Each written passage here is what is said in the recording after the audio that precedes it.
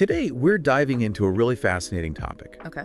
The power of your mind to attract abundance and wealth into your life. We'll be looking at some practical techniques and thought patterns that you can, actually use, potentially shift your perspective. Okay. And maybe even, your reality. It's fascinating how this material, it really emphasizes actionable steps. Yeah. It's not just about wishing for a better life. It's about actually shaping it, right? Yeah. So, for example, it suggests this very specific morning ritual. Okay. Standing before a mirror, arms open, declaring your readiness to receive all you desire. Wow. And affirming the day's potential. That's interesting. Yeah. Is there a psychological basis for something like that? Absolutely. Okay. So when you engage in a practice like that, you're really setting a positive tone for your day. It's like priming your subconscious mind to be more receptive to opportunities. Yeah. And not only that, consistently doing this ritual, it can also boost your self-confidence, Right. which is, of course, essential for attracting abundance. It reminds me of the idea of like dressing for the job you want. Yes. Not the job you have. Yeah. In this case, it's like thinking for the life you want, Precise. not the life you have. Yeah. And speaking of thoughts, the material really dives deep into the power of words, Love right? that. Suggesting that our words actually have the power to create our realities.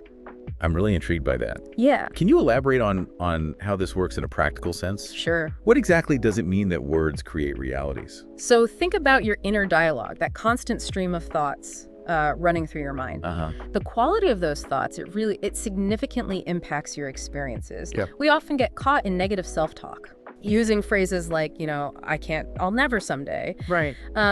These phrases, they reinforce limitations and prevent us from reaching our full potential. So it's about becoming aware of those negative thought patterns. Yes, And making a conscious effort to replace them with more positive affirmations. exactly. Okay. For example, instead of saying, I can't afford that, you might say, I'm attracting abundance into my life and finding creative ways to achieve my financial goals. Right. It's a subtle shift in language, but it can make a big difference in your mindset. Can you explain more about how the subconscious mind is involved in all of this? Absolutely. The subconscious mind is incredibly powerful. It's constantly absorbing information and shaping our beliefs and behaviors. Think of it as a fertile garden. You plant seeds of doubt and negativity, that's what will grow. Right. But if you plant seeds of positivity and abundance, Yeah. that's what will flourish. So by repeating these positive affirmations, we're essentially reprogramming our subconscious mind to align with our desired outcomes. Exactly. And this brings us to another crucial element highlighted in the material, Yeah. the impact of fear. There's a powerful statement in there that really gets to the heart of this. Okay. Fear is poverty. Can you unpack that a bit? Sure. How does fear equate to poverty? Fear can be incredibly debilitating, right? It feeds a scarcity mindset, it breeds distrust, and ultimately it prevents us from taking the very risks and pursuing the very opportunities that could lead to abundance. So like someone who is terrified of failing, Yeah, that fear might prevent them from starting a business, exactly. investing their money, or even asking for a raise. Right. Their fear, it's keeping them trapped in a cycle of poverty. So how do we break free from that cycle? Yeah. How do we confront and overcome that fear? The material suggests reframing our perspective on failure. Okay. Instead of seeing it as an endpoint, right? View it as a stepping stone to success. It's about learning from your mistakes and using those experiences to course correct. I like the analogy they use. Yes. It's like paying a toll Yes. for taking a wrong path. Yeah. You don't dwell on the mistake. Right. You acknowledge it, Yes. learn from it, Yep. and keep moving forward. And developing self-compassion and resilience is essential in this process. Everyone makes mistakes, right? Yeah. It's how we respond to those setbacks that truly matters. That's a powerful shift in perspective. Yeah. Instead of fearing failure, we can embrace it Yeah. as a valuable opportunity for growth. And this idea of growth, it leads us to another important point highlighted in the material, the importance of identifying and nurturing your unique talents Right. as a pathway to abundance. I remember there was a thought-provoking question in there. Yes. What would you do for free all your life? I love that question. That really gets you thinking about, your passions, Yeah. your purpose. Absolutely. That question, it helps us tap into what truly excites us, what we're naturally drawn to. And by identifying those passions and talents, we can begin to align our work with our personal fulfillment, creating a life that feels both purposeful and abundant. So it's not just about pursuing what you love. Yeah. It's about finding a way to use your talents to make a positive impact on the world around you. Precisely. And when you find that sweet spot, when you're doing work that you're passionate about and that contributes value to others, it no longer feels like work. It becomes an expression of who you are. And wouldn't you agree that this sense of fulfillment is a crucial element of true abundance? Absolutely. It's not just about material wealth. Yeah. It's about living a life that feels rich and meaningful. I agree. So we've talked about the power of positive self-talk, reframing our perspective on failure, and embracing our unique talents. But I'm curious about the role of action in all of this. How does action fit into this equation? Well, the material really emphasizes that dreams require action. Okay. It's not enough to simply think positive thoughts. You need to take consistent action to bring those thoughts to fruition. Okay. And it introduces this idea of prosperity as a habit. Oh, okay. Suggesting that abundance is something you cultivate through consistent effort, much like you develop any other skill. I see what you mean. It's like learning to drive a car. Yes. At first, you have to consciously think about every step, but eventually it becomes second nature. That's a great analogy. And just like driving a car, achieving abundance requires consistent practice. It's not about occasional bursts of effort. It's about integrating these principles into your daily life. So it's about being prepared for opportunities and acting decisively when they arise. Exactly. It's about recognizing those moments and having the courage to seize them. But it's also about preparation. Right. We need to be ready for those opportunities when they come. This makes me think of the saying, luck is what happens when preparation meets opportunity. Yes. It's about creating the conditions for success. Think of a farmer preparing the soil before planting seeds. The more fertile the ground, the more likely those seeds are to flourish. This deep dive has already been incredibly insightful. We've covered the power of positive self-talk, reframing failure as a learning opportunity, embracing our unique talents, and the importance of consistent action. But I'm eager to hear more. Let's delve deeper into this idea of preparation and how we can create those fertile conditions for success. Building on this idea of preparation, it's important to understand that opportunity. It often arrives disguised as hard work. Oh, interesting. You know, it's not always a glamorous red carpet affair. That's a really important point. Yeah. It's easy to kind of romanticize that idea of opportunity. Right. But the reality is it often requires us to, roll up our sleeves. Absolutely. And put in the effort. Exactly. And that's where, discipline and perseverance come in. The material emphasizes that success is a journey, not a destination, right? Right. It's about building momentum and staying committed, even when faced with challenges. I like that. Yeah. It's like building a muscle. Yeah. The more we exercise our abundance muscle, yes, the stronger it becomes. That's a fantastic analogy. Yeah. And just like any muscle, it requires consistent training and nourishment. Right. And speaking of nourishment, the material also touches on the importance of surrounding ourselves with the right people. That makes sense. Yeah. Our environment, it can have a huge impact. It does. On our mindset and beliefs. Absolutely. Surrounding ourselves with positive, supportive individuals who believe in our potential can be incredibly empowering. Right. It's like having a team of cheerleaders, cheering us on every step of the way.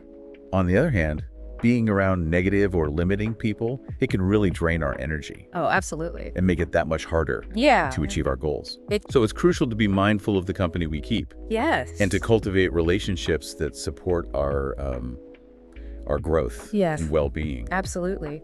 The material also encourages us to seek out mentors and role models who have achieved, the kind of abundance we desire. That's a great idea. Yeah. Learning from those who have already walked the path can provide, right, valuable insights and guidance. Think of it as having a map and a compass to guide us through unfamiliar territory, right? Right. Their experiences can help us avoid common pitfalls and stay focused on our goals. This deep dive is really starting to paint a holistic picture of what it takes to cultivate abundance in our lives. It's not just about, positive thinking or wishful thinking. It's about taking a proactive approach developing a growth mindset, and surrounding ourselves with a supportive community. The material really emphasizes that abundance is not just about material wealth. Right. It's about a richness of, Experiences, relationships, and personal fulfillment. That's a crucial distinction. Yeah. True abundance, it encompasses all aspects of our lives, Right. not just our bank accounts. So it's about living a life that feels aligned with our values and purpose. A life that feels rich and meaningful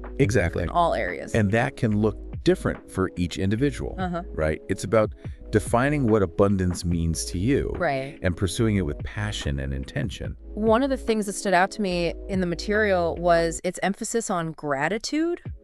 Yes, cultivating gratitude is essential for, shifting our mindset from scarcity to abundance. Right. It's about appreciating what we already have Yeah.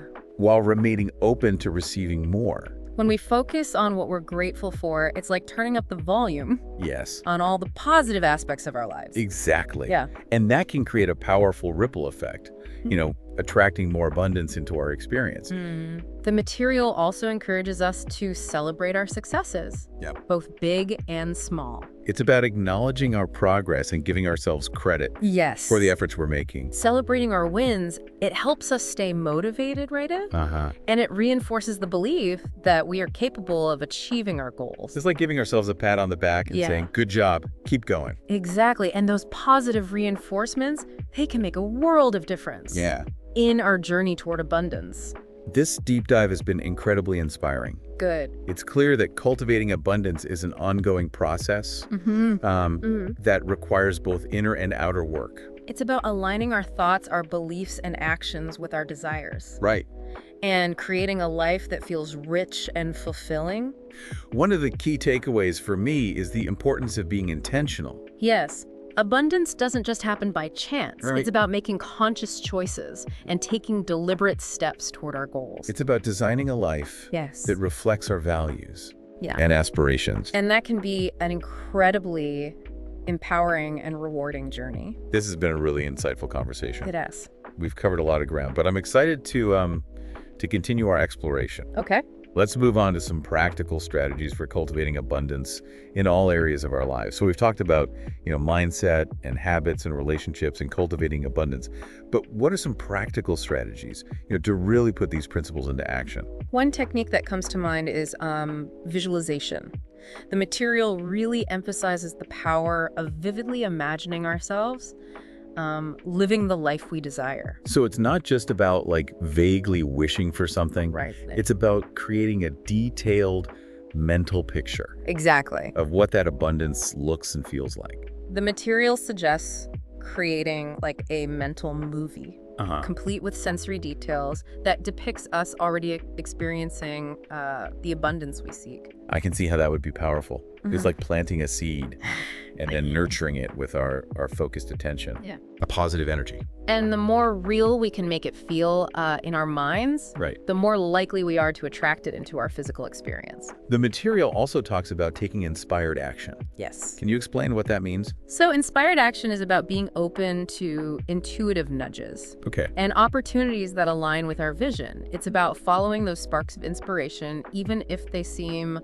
unconventional or outside our comfort zone. So it's not just about working hard, but also about working smart. Right. And being receptive to guidance. Yes. That might come from unexpected sources. That's right. Sometimes the path to abundance unfolds in surprising ways. And it's important to trust our intuition. Right. And be willing to take leaps of faith. This conversation has really highlighted how interconnected our thoughts, our beliefs, and our actions are. It's like a feedback loop, right? Yeah. Our thoughts shape our beliefs influence our actions, and our actions create our reality. And by consciously cultivating positive thoughts and beliefs, we can create a reality that reflects the abundance we desire. One of the most empowering takeaways from all of this, I think, is that we are not victims of circumstance. Absolutely. The material reminds us that we have the power to choose our thoughts. Yes. And shape our destiny. It's about taking ownership of our lives and embracing the incredible potential that resides within each of us. This deep dive has been incredibly enriching. We've explored a wide range of concepts and strategies for cultivating abundance. from the power of positive self-talk to the importance of visualization and inspired action. And we've learned that true abundance encompasses not just material wealth, but also a richness of experiences, relationships, and personal fulfillment. As we wrap up this exploration, I'm left with a sense of possibility and empowerment. The journey to abundance is a lifelong adventure, and it's one that we can all embark on with intention and enthusiasm. Thank you for joining us on this deep dive. We hope you've gained valuable insights and inspiration that will support you on your own journey to abundance. Remember, the power to create the life you desire lies within you.